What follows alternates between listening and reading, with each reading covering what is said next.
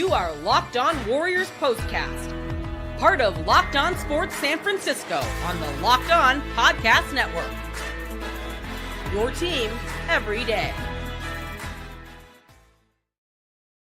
Yo, what's up, everyone, and welcome back to the Locked On Warriors POSTCAST. I'm your host, Eric Triple E Engel. You may know me as the former producer for the Murph and Mac Morning Show on KMBR.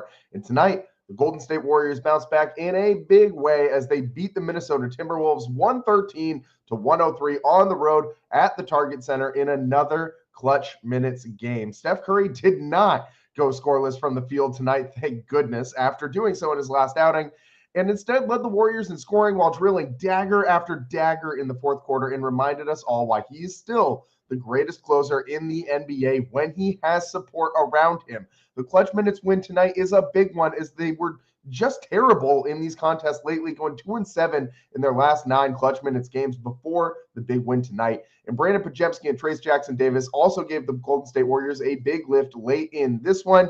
Defensively, the Warriors woke up and remembered who they were, and Andrew Wiggins played a big role in that. We'll break it all down, but first I want to thank all of you for watching us on the Locked On Sports San Francisco YouTube channel. Please, if you aren't already subscribed, hit that subscribe button right now. Make sure to check out the Locked On Warriors Daily Show for more in-depth coverage. Charlie Walter does a great job. You can now start the season with a big return on FanDuel. New customers can place a $5 bet.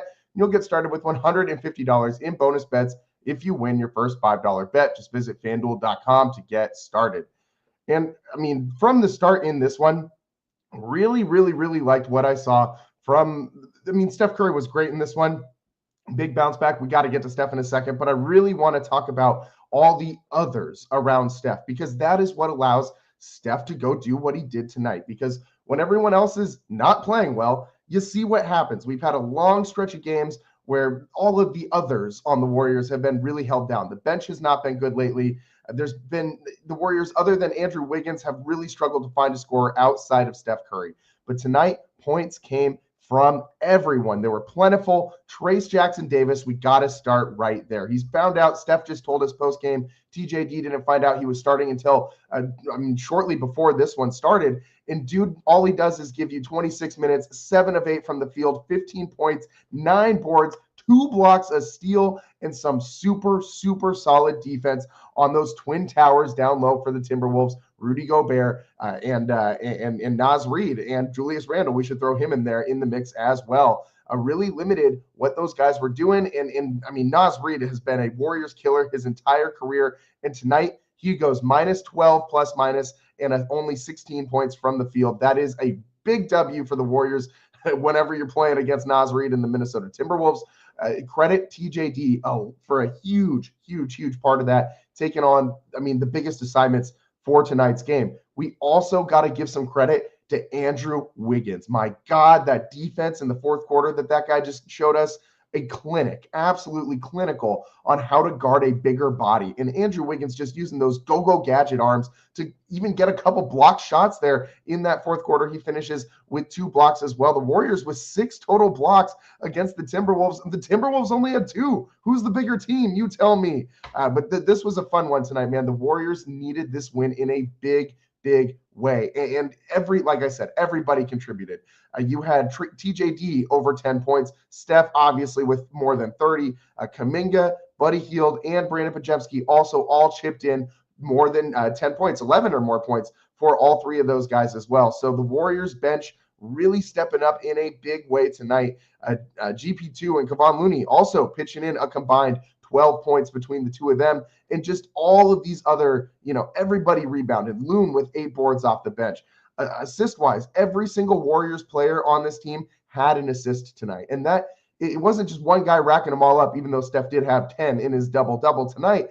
But 30 assists for the Warriors on 40 made baskets. That is absolutely what you want to see from this offense, because it has been so clunky lately. This offense has been stagnant, a lot of standing around ball watching, which is, the exact opposite of what we have come to expect from this Warriors team. Nobody moving the ball as of late until tonight. You saw the ball hopping around again. You saw the effort return. You saw the entire team moving without the ball, running in transition, getting back on defense. The Warriors got back to what their calling card should be this year and what it was at the start of the season, which is hustle and intensity. And that is how you're going to win games.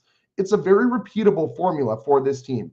This defense can show up every night if you want it to. You got to play that defense. You got to have the want to. You can't give up on the defensive side of the ball just because the shots aren't going in on the offensive side of the floor. We've seen the Warriors kind of do that in these last few games.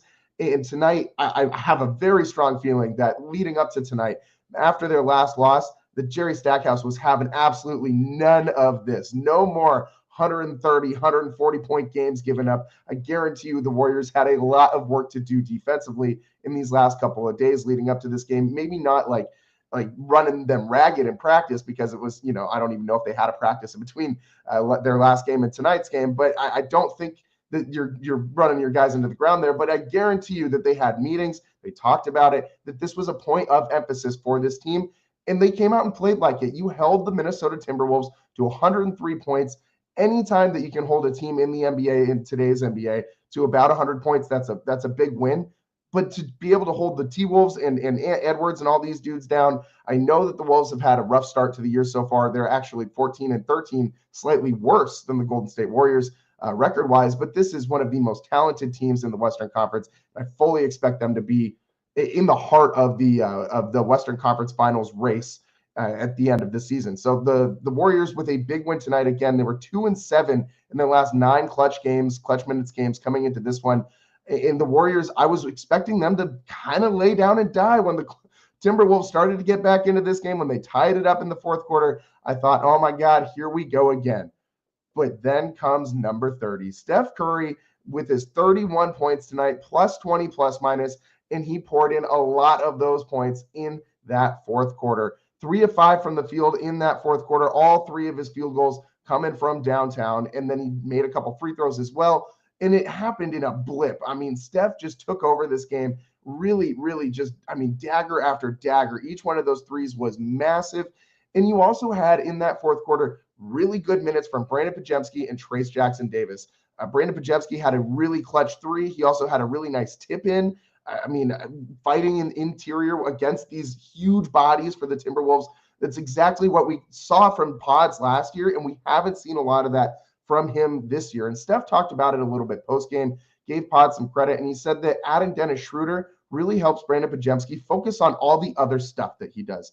Because when he has to focus on being a primary ball handler, he's not really the best option for the Warriors. He's an option, but you don't want Brandin Podziemski going around for, long stretches of the game being the primary ball handler. He can do it on a possession or two here and there, but he can't be like the number 2 option, which he was after DeAnthony Melton went down and when Steph wasn't on the court. So adding Schroeder to this offense allows Brandin Podziemski to do all the other things, to be that glue guy that he was so good at being last year. And I think that that's going to continue to help Pods. Pods tonight, 5 of 9 from the field, 2 of 3 from three-point land. And again, we briefly mentioned it in the blowout loss in the Warriors' last outing, that Brandin Podziemski had an amazing fourth quarter. And he seemed like the only Warrior who was playing with any sense of pride in that last outing. Seemed like he was playing to earn some more minutes going forward. Seems like he was playing to keep his spot in the lineup. But hey, it maybe that garnered some trust from Kerr in their last game, because Pods played some really meaningful minutes tonight, man. 5 defensive rebounds, 2 offensive rebounds for a total of 7. He had a couple steals, 0 turnovers, 12 points, and plus 11 plus minus. That is super solid. That is exactly what we have come to expect from Brandin Podziemski, or at least what we did last year. That's not the guy that we've seen too often this year, but this is like the quintessential Pods game. That maybe this is we're seeing him get back into it, and that is really going to help the Warriors figure this out. And I don't think that this is just everything's now fixed because they got this one win over the Wolves. I think they still need to go out and add a second shooter, second scorer, a second star to pair with Steph Curry. Worth noting also, no Draymond Green in tonight's matchup. And the Warriors still played some defense. They played some really great lockdown defense, even without the heartbeat of their team. But Andrew Wiggins, big props for that. GP2, some huge minutes on defense as well.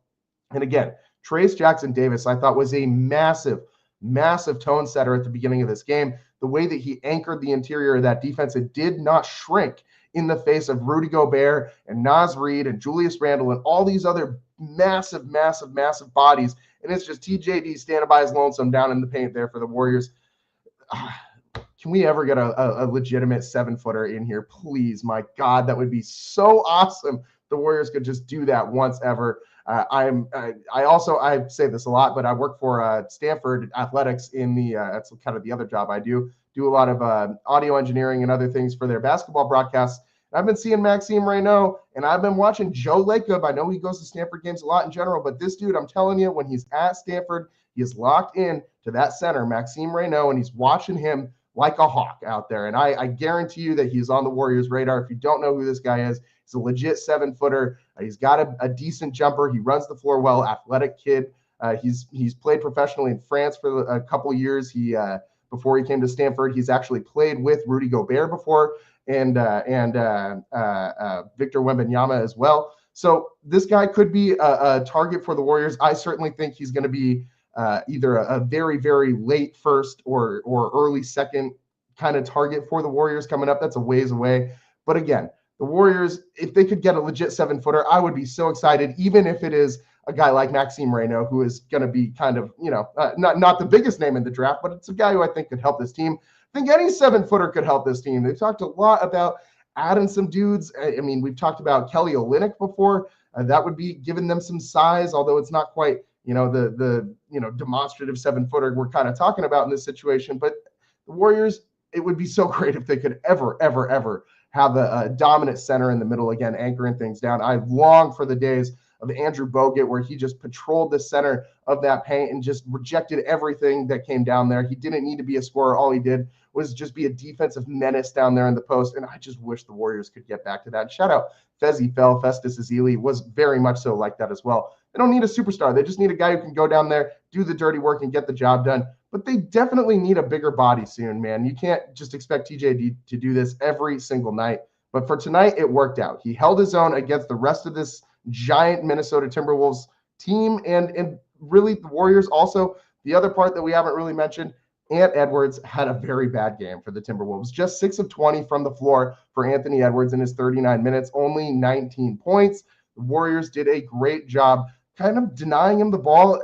They did a little bit of what Memphis did to the Warriors in their last outing. They kind of turned that defensive philosophy around that the Grizzlies used on them and used it against the Timberwolves, meaning they denied Ant Edwards the ball a lot, did not let him get very good shots, no clean shots for that guy tonight. And even when he was getting some decent looks, he had missed enough that he just wasn't feeling it. The rhythm was off, and the Warriors did a good job on rotations, on switches tonight, something that we have seen them really lacking in recent games. The defense really stepped up in this one. Speaking of the defense, let's talk a little bit more about that. The Warriors playing with some defensive pride tonight, a big deal. We'll explain why next on the Locked On Warriors postcast.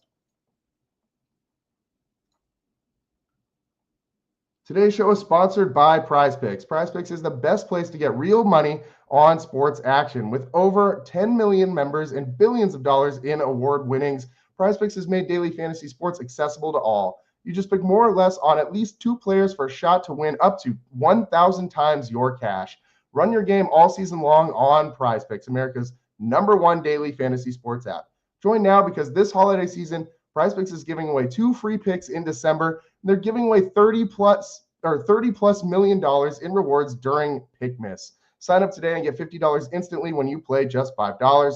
Don't even need to win to receive the $50 bonus. It's guaranteed. PrizePicks offers weekly promotions that can lead to big payouts like Taco Tuesday. Each Tuesday, PrizePicks discounts select player projections up to 25% to provide even more value for your lineups. Think Steph Curry will get more than 5 3-pointers next week?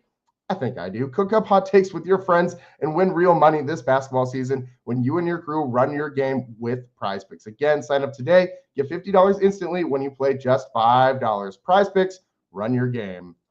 Today's show is also sponsored by Rocket RX. If you're ready to boost your confidence and take control in the bedroom, Rocket RX has the solution. Imagine feeling more prepared and performing at your best. Rocket RX makes it simple and stress-free.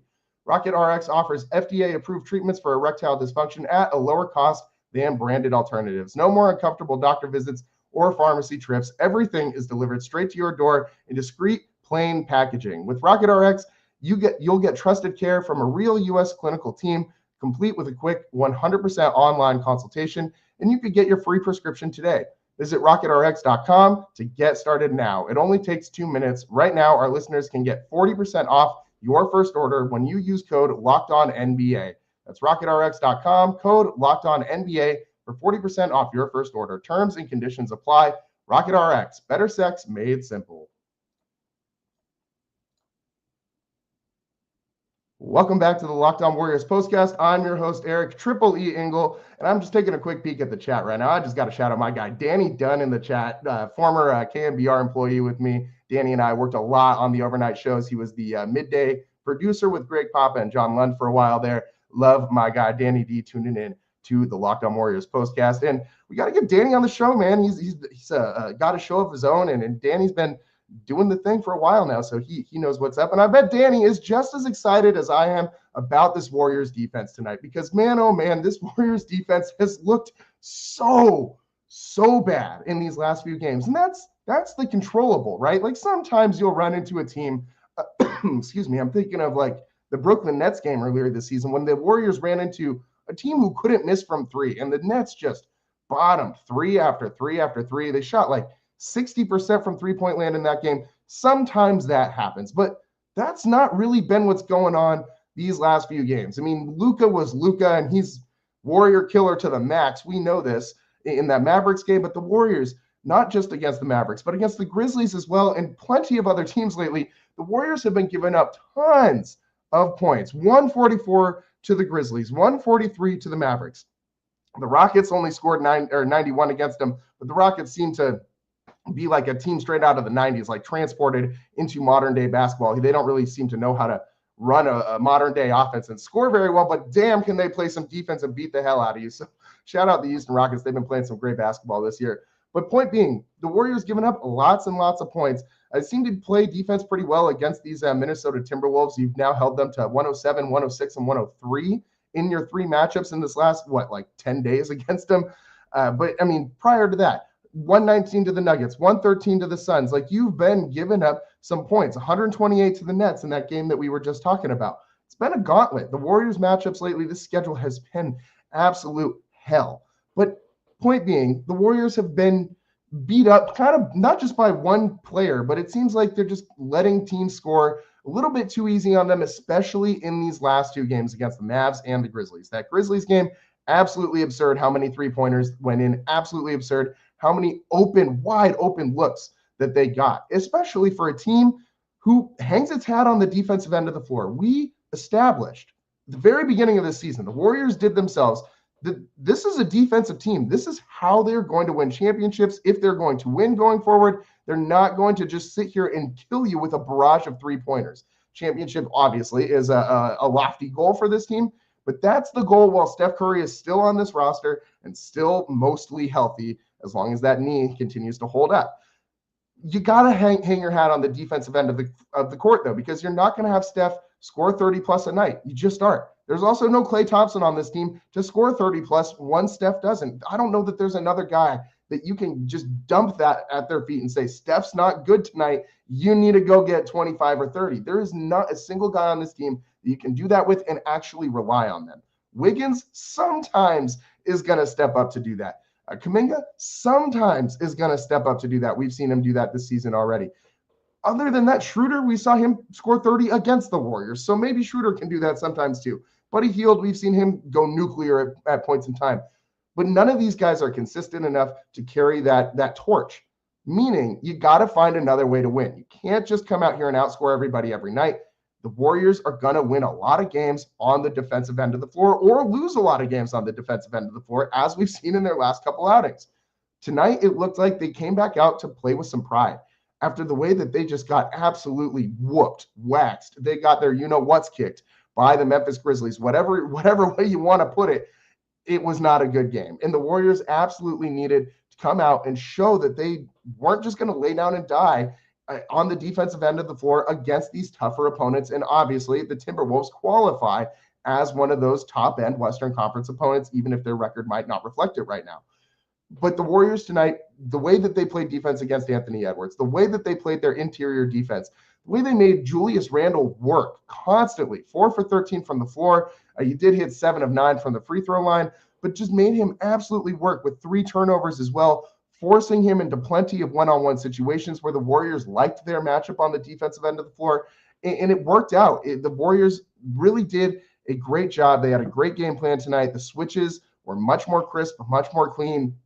Defensive transition defense, much better for the Warriors again tonight as well. All of these things much better. They also, also got to say, the Warriors only turned the ball over 10 times tonight. Big difference in how you're going to be able to defend that fast break and those transition things when you're not just constantly turning the ball over. They ended up tied with Minnesota in fast break points tonight, and neck and neck with them in second chance points as well. Minnesota 19 and the Warriors had 17 second chance points, and points in the paint. Minnesota had only 4 more than the Warriors. And when you're playing the Minnesota Timberwolves and you're the Golden State Warriors, you are this much smaller than them. I mean, these are decent numbers. This is pretty solid. The Warriors did also lose the rebounding battle, but again, that's kind of what you're going to expect against this Timberwolves team. If you can play defense and limit the amount of damage that they can do from the three-point line and just play good interior D, you'll give yourself a chance to win, and that's exactly what the Warriors did tonight. They controlled the controllables. They played good defense. They didn't give up easy shots. They made sure that Anthony Edwards didn't go crazy and beat them just like Luka Doncic did. So this was a great game from the Warriors' defensive perspective to get back on track, because it was very pivotal for this team, I think, to start winning some games before they got out of this super tough gauntlet that they're going through. The schedule starts to ease up finally after this. They get the Pacers next and then the Lakers on Christmas Day. Slightly easier than what they've been seeing lately. The Timberwolves, the Grizzlies, the Mavericks, the Rockets, the Timberwolves 2 more times prior to that, the Rockets just prior to that, the Nuggets, the Suns, the Thunder. Oh man, what a gauntlet this has been for the last 2-3 weeks. The Warriors have just been through the ringer. Get a little bit of relief now, but I think it was very important for them to win, to end this on a positive note, end this stretch that has been really tough, really grueling. You can see Steph at the end of the game just kind of exhausted look of relief in a way. It seemed like when they were dribbling out the clock, just man, oh man, he looked happy to be done with this portion of the schedule. And tonight, Steph with a really, just a masterclass in closing an NBA game. 11 points in that fourth quarter, 3 of 5 from the field. In the second half, he shot 60% from the floor and helped the Warriors win that fourth quarter, a really big deal, as they have not been closing games very well. But they win this fourth quarter, 34-28. And again, more things to build on going forward. We got to talk about all the different things that the Warriors can build on going forward, in addition to the defense, because we just talked about the defense and how that was important for the Warriors to get right. Well, there's a few other things that the Warriors needed to get right going forward, and things that can kind of, lift certain players' trade values, help the Warriors maybe get something in return back. Maybe they got something cooking. Mike Dunleavy shouldn't look at this game as just the Warriors lineup is fixed now. No, they still got to go make a move, in my opinion. Let's talk about what the Warriors have to continue to build on in order to keep working towards getting into the playoffs and not the play-in. That's what's next on the Locked On Warriors postcast. Today's show is sponsored by FanDuel. Get ready to tackle the NFL action this season with FanDuel, America's #1 sportsbook, because right now, new customers can bet $5 and get $150 in bonus bets if you win. The FanDuel Sportsbook app gives you everything you need to place live bets on the NFL all in one place. So when you get a hunch in the middle of the game, you can check out the latest stats, view live play-by-play, and so much more on the same page where you place your bets. Just visit FanDuel.com to join today. You'll get started with $150 in bonus bets if you win your first $5 bet. That's FanDuel.com. Never waste a hunch and make every moment more with FanDuel, an official sportsbook partner of the NFL. Welcome back to the Locked On Warriors postcast. I'm your host, Eric Triple E Engel. Tonight, the Warriors' big 113-103 win over the Minnesota Timberwolves. Tons of great things to build on tonight. The Warriors, Steph bounces back. He becomes, fourth quarter Steph again, the babyface assassin, one of the biggest closers that this game has ever seen. One of the best closers, not physically the biggest, but personality and scoring wise and metaphorically one of the biggest closers in the NBA ever, not just in today's game, but in the NBA's history. And he got back to doing that kind of stuff tonight. Brandin Podziemski gets back to playing like Pods did last season. TJD kind of rolled back the clock a little bit to what he was doing at the end of last season. And again, the Warriors building on these clutch games. They had been just 2-7 in their last 9. With the win tonight, you're now 8-9 in clutch games on the season. And they found a way to close. Even though Steph had to be the guy to lift them and do the heavy lifting, you had other people around him helping out. And you also had the defense doing what they did without Draymond Green, holding the Wolves scoreless for like 7+ minutes in the first half. So tons of stuff to build on after today's big win. But the main things that I think the Warriors need to keep building on going forward, Steph is going to be Steph. You don't got to worry about him. He's going to do what he's going to do. He's Stephen Curry. What you got to build on is, one, this defense, which we just talked about, and two, you got to work on keeping these other guys involved. The Brandin Podziemskis, the Trayce Jackson-Davises, the Andrew Wigginses. You need all of these guys to continue to be involved and to continue to play, to contribute. You know what I mean? You don't need Buddy Hield to go out and score 27 to win. You don't need Brandin Podziemski to play a perfect 20 minutes off the bench in the perfect glue role every single night.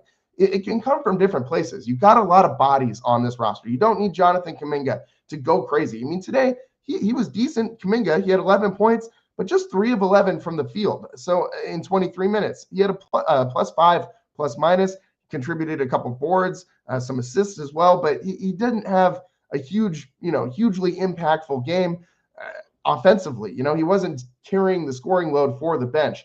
Doesn't matter because, Buddy Hield pitched in 11. Brandin Podziemski pitched in 12. GP2 pitched in 7. Kevon Looney pitched in another 5. It was enough. You don't need superhuman performances from these bench guys like we were seeing at the beginning of the season.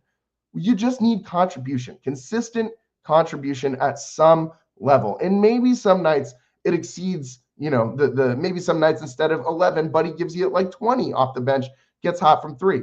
Things like that. That's how this team needs to continue to work forward. You need to continue to develop Trayce Jackson-Davis inside. I think he's going to be a huge piece for this Warriors team, especially in this Western Conference where they have tons and tons and tons of teams with huge bodies in the center of their teams. I mean, every single major competitor in the Western Conference has a big body that is a major force on their squad, save for the Warriors. I mean, if you consider them a real contender in the Western Conference.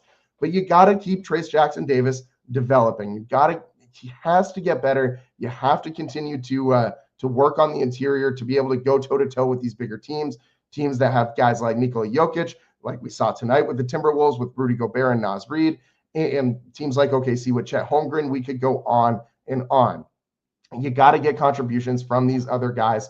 That's what takes the pressure off Steph and allows him to do what he did tonight. Steph has a lot more room to operate when other guys are hitting shots and he's not getting constantly double teamed or guarded, face guarded without the ball 30 feet from the rim. Like, Steph needs other guys to do something for him to be able to do what he does best. And that is what he did tonight. 7 of 16 from 3, 10 of 21 from the field, +20 plus minus, 31 points and 10 assists. The 10 assists is a big number because, that means other guys are hitting shots, because when Steph is getting bottled up, he's passing out of these bad situations, of these double teams. He's passing out of guys switching onto him after pick and roll, and he's finding open guys to make shots, and they're making them. And so that's all good signs. But the biggest thing the Warriors need to build on, the defense and keeping these other guys involved. If they can keep those two things going, they can keep winning some games. You still got to make a trade. There's plenty of guys out there to go get. The Warriors need to go get somebody. Who knows what happens? Who knows what happens going forward? I think that the Warriors could potentially maybe wait till the offseason to try and make a trade. I don't think that's the right move. I think that you have to try and make a trade in season. Every season left with Steph is a blessing, and you are going to waste his talents in his last years where he is still superhuman Steph Curry. You owe it to Steph and everybody else on this franchise to keep chasing this championship while Steph is in there. You got to go get somebody, Jimmy Butler, somebody. It doesn't matter. Someone else to take some of this pressure off of Steph. Someone that can consistently carry that scoring load when Steph is not at his best, as we saw in that Grizzlies game. So big bounce back win tonight, 113-103 win for the Warriors. That's about all the time that we got for you guys today on the Locked On Warriors postcast. Thanks for tuning in and making us your first listen following these Dubs games. Remember, for your second listen, check out Charlie Walter and the Locked On Warriors Daily Show. He does a great job. I'm your host, Eric Triple E Engel. We'll see you next time. Warriors take on the Indiana Pacers if my computer will load, on the 23rd, 2 days before Christmas, and then they take on the Los Angeles Lakers on Christmas Day. Make sure you're tuning in. We'll be giving you the Locked On Warriors postcast, those games and every other game for the rest of the season. So make sure you're tuning in.